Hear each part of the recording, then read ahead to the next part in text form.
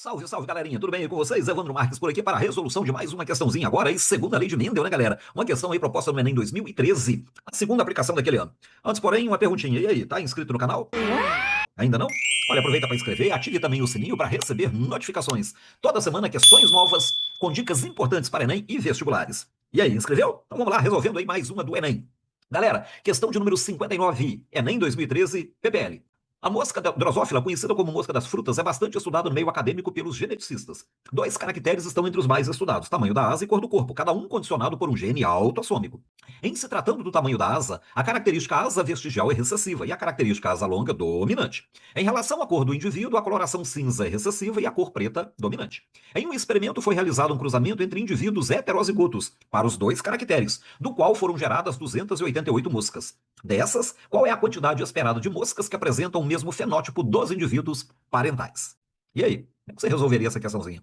Dá um pouquinho mais de trabalho, né, gente? Uma questão um pouquinho mais demorada, né? É preciso aí um pouco de atenção para a resolução dela. Vamos lá? Antes, porém, gente, alguns conceitos aqui a gente precisa de ter em mente. Por exemplo, ele fala para a gente, né, em gene autossômico, né? E o que significa esse gene autossômico? A gente pode falar que um gene é considerado autossômico quando ele não está em cromossomos sexuais. Ou de uma forma mais tranquila, um gene é autossômico quando ele aparece com a mesma frequência em ambos os sexos.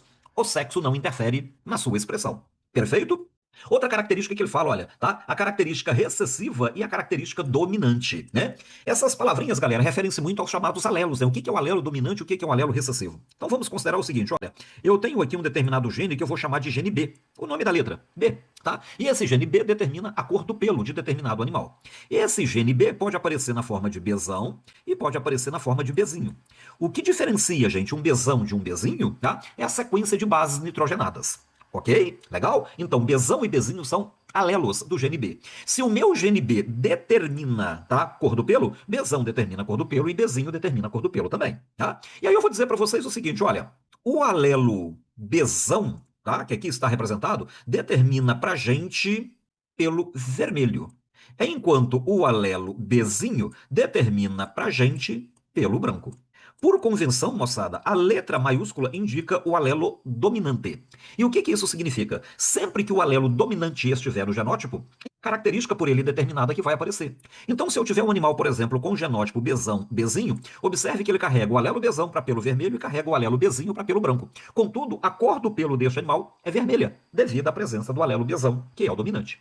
Para o animal ter pelo branco, ele só terá esse tipo de pelagem se ele apresentar genótipo Bzinho, ou seja, ele não pode ter o alelo dominante no seu genótipo, porque a característica pelo branco é condicionado por um alelo recessivo. Então a gente fala que alelo recessivo, tá, é aquele que se manifesta somente na ausência do alelo dominante. É o meu Bzinho aqui. E o alelo dominante é aquele que toda vez que estiver presente é a característica dele que vai se expressar. Legal? Outra palavrinha importante aqui, moçada, ele fala pra gente aqui, olha, em indivíduos heterozigotos, né? E o que são indivíduos heterozigotos? São aqueles que apresentam alelos diferentes, como esse caso aqui, né? Eu tenho aqui Bzão e tenho Bzinho. Bzão é alelo dominante, Bzinho é alelo recessivo. Então, um indivíduo de genótipo Bzão, Bzinho é heterozigoto para essa característica. Perfeito? Legal? Bacaninha? E, finalmente, ele fala aqui na palavrinha fenótipo. E o que seria esse fenótipo? É aquilo que você vê de determinada característica. Por exemplo, eu estou falando em cor do pelo. Aí eu falo pelo vermelho. É o fenótipo do meu bicho, tá? Eu falo pelo branco. Fenótipo. Eu estou falando da característica tipo de cabelo. E eu falo cabelo liso. Cabelo liso é fenótipo. Perfeito? Dito isso, a gente vai agora para a nossa questãozinha. Vamos aí lembrar aí o comando para a gente entrar na questão. Em um experimento foi realizado um cruzamento entre dois indivíduos heterozigotos, para as duas características, né? Quais são essas características? Tamanho da asa e também a cor do corpo, tá? E a gente tem um total de 288 mosquinhas produzidas nesse cruzamento. Ele pergunta qual é a quantidade esperada de moscas que apresentam o mesmo fenótipo dos parentais. Então vamos lá. Bom, para tamanho da asa, ele fala para a gente que asa vestigial é a característica recessiva, legal? E asa longa a característica dominante. E aí você escolhe a letra. Eu escolhi Vzinho para característica recessiva, Vzão para característica dominante. Perfeito? Legal? Para a cor do corpo, lá no enunciado ele fala que corpo cinza é a característica recessiva, eu estou chamando aqui de Pzinho, e corpo preto a característica dominante, eu estou chamando aqui de Pzão. Legal? E aí ele coloca o cruzamento, né? Qual é o cruzamento que ele deu pra gente? O cruzamento entre dois indivíduos, né? Duplo heterozigotos. O que significa isso? Heterozigoto para as duas características. E o que é heterozigoto? é aquele indivíduo que apresenta alelos diferentes para aquela característica em questão. Então, olha, Vzão, Vzinho, Pzão, Pzinho. Esse indivíduo aqui é heterozigoto para a característica tamanho da asa, é heterozigoto para a característica cor do pelo, cor do corpo. Legal? Aqui, heterozigoto para tamanho da asa, heterozigoto para a cor do corpo. Deste cruzamento, saíram 288 mosquinhas. E ele quer saber o seguinte, desse total, quantas apresentam o mesmo fenótipo dos parentais? Ou seja, os parentais têm esse genótipo, Vzão, Vzinho, Pzão, Pzinho. Se tem o alelo Vzão, é asa longa. Se tem o alelo Pzão, é corpo preto. Então ele quer saber, dessas 88 mosquinhas, quantas apresentam asa longa e corpo preto. Perfeito? Gente, tem duas formas de fazer essa questão. Uma delas é tirar os gametas aí de cada indivíduo, legal, e fazer um quadro enorme com 16 quadrículas. Mas tem um jeito mais fácil. Vamos separar essas características, fazer cada uma delas de uma vez, separadas. Legal? Então, para a característica tamanho da asa, olha, eu tenho Vzão, Vzinho com Vzão, Vzinho, né? Só tamanho da asa por enquanto. Para tirar gametas, o que a gente faz? Opa, basta separar as letrinhas. Então, esse indivíduo aqui vai me produzir 50% dos gametas carregando o alelo Vzão, 50% dos gametas carregando o alelo Vzinho. A mesma coisa o indivíduo de cá. Então, cada um desses dois indivíduos vai ter dois gametas, Vzão e Vzinho. E aí, a gente joga no famoso quadro de Punnett, né? Que é aquele diagraminha que aparece aí agora para você, né? Nesse diagrama, eu coloco aqui, olha, o gameta, ou os gametas produzidos por um dos indivíduos, Vzão e Vzinho, aqui os gametas produzidos pelo outro indivíduo, Vzão e Vzinho. E agora a gente vê as combinações entre eles. Este com este, Vzão, Vzão, este com este, Vzão, Vzinho, este com este, Vzão, Vzinho, sempre o alelo dominante primeiro, sempre a letra maiúscula primeiro. Este com este, Vzinho, Vzinho. E aí, vamos lembrar, ele quer saber lá, né, ele quer a probabilidade, ou melhor, quantos indivíduos daqueles 288 têm asa longa e corpo preto, que são as características dominantes, né, lá dos parentais.